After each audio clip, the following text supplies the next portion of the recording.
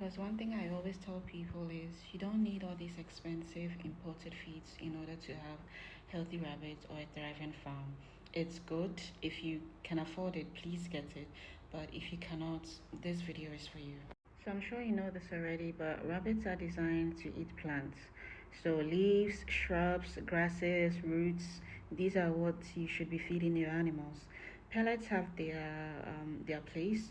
I'm not saying pellets are not good at all. You should be feeding it, but one of the mistakes that most rabbit farmers make is that they feed only pellets to their animals, and it's not the best because pellets are designed to be high density calorie packed foods.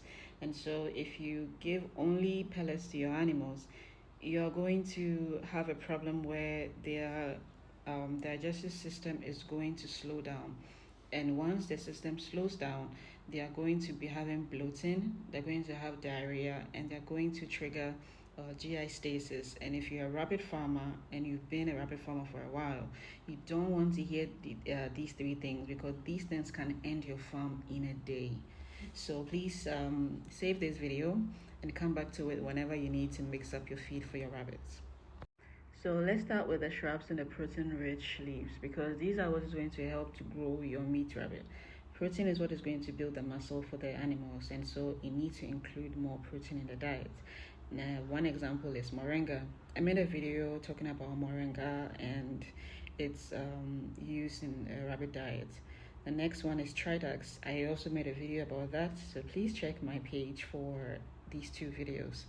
And the third one that I would recommend is there's a shrub called Adanko milk. I don't know the English name for it, but it's called Adanko milk, and it's popular everywhere. If you're in Ghana, just ask any farmer or any headsman. They will show you, and you can save a lot of costs on feed. So the other one that is less common is Sesbania. I don't know the local name for that, but it's called Sesbania, and it's also a very quick fattening natural way for your rabbits. So the next group I want to talk about are the leafy greens and vegetable leaves. Number one is plantain leaves. Plantain leaves are everywhere. You can give both the leaves or the stem or the suckers. They are also very palatable. They love it. The only side effects would be that their urine may turn a little bit orange brown, like my hair, but it doesn't do anything. It's very good for them. And the second one is carrot tops or carrot leaves. Many people throw it away, but if you are able to get it, it's very nutritious for the rabbits. It has a little sugar, it has a little bit of salt, and it's a good snack. It's a good part of the feed. And another one I want to talk about that is also not as common is noni leaves. If you know the noni plant, the leaves are also very good for rabbit. Just make sure to wash it, and it's free of pests or insects, and you'll be able to feed it to them. It's high in protein as well.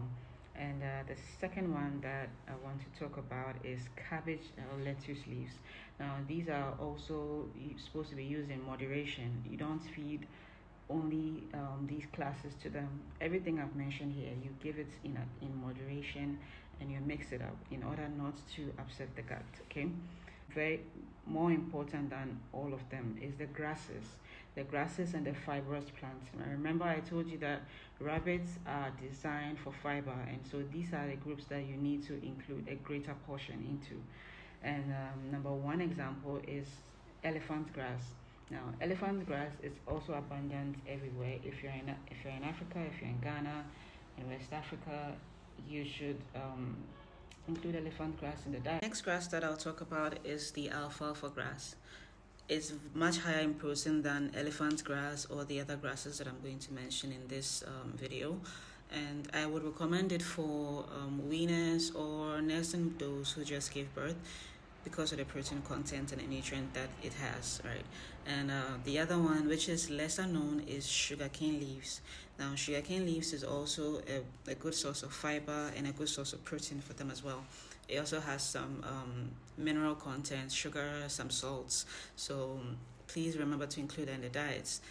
Another grass that is a lifesaver is Timothy hay. Timothy hay is one of the best sources of fiber for your rabbits. It's the one thing that you can feed them every day that is going to sustain them. You need to remember that these grasses are not optional. Grasses are the main diets in rabbits' feed. This is what keeps them alive. This is what grows them. This is what gives them the nutrients that they need. And this is what keeps their gut moving. Rabbits' digestive system, I've said over and over, is designed for fiber. And these grasses are the fibrous grasses that are going to boost your farm. Okay, so now let's talk about the supplements. These are not the main food, but they help in the rabbit's development. So they are also controversial because some people have very strong opinions about them, especially when they are used wrongly. So the first one is maize. Maize is very controversial because too much maize will cause bloating, and people never know the exact quantity to use, but then it's very helpful if you can. Another one that is also controversial is rice bran, and it also causes bloating. And now these ones I'm mentioning, these are rich in starch. Okay, maize, rice, millets, they are all rich in starch. And if you'd like to see how I incorporate these controversial groups into my feed, you can comment feed below so that I know when to post the video. The last group I want to talk about are negligible. I mean, if you get it, good for you, but if you don't get it, don't bother yourself. And these are the minerals and trace elements. So when it comes to that, you can get it from crushed shells. If you have eggshells available, you can crush it into a powdered form and then sprinkle it on the mash or on the pellets. It gives them nutrients, calcium, and all of that. Another one is a bone meal. And the last one, which is not as easy, is a salt block or a salt lick. If you're able to get some, fine. If you're not able to get some, just get table salt and sprinkle it on the feed as well. I do that sometimes. It's very good. Last but not the least, clean water. Always have clean water. If you have a bowl system like I do, always wash the bowls every single day. Rabbits love cleanliness. You need to be clean. Their water needs to be cleaned every single day. Sometimes I change it twice a day. If I check on them in the evening and they have some feed in it, they have some poo in it, you have to change the water. Keep in mind that rabbit farming is not a sprint. It's not a one-day show. You need to be consistent every single day for yourself and for the animals.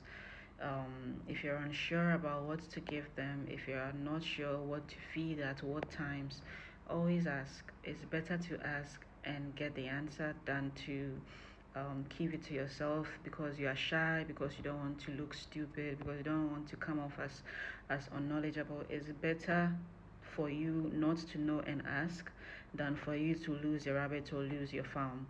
If you don't know who to ask, I'm always here. This is why Comfort Farm exists. This is why I'm here. You can always ask me. No question is too stupid. It may be annoying, it may be a little stupid, but it's not too stupid, and you shouldn't be shy of speaking. Put your comments in the comment section. You can DM me if you have anything, if you want to talk, if you have any consultation you need. You can always let me know. Okay. Please follow me for more practical rabbit farming tips that you can actually use.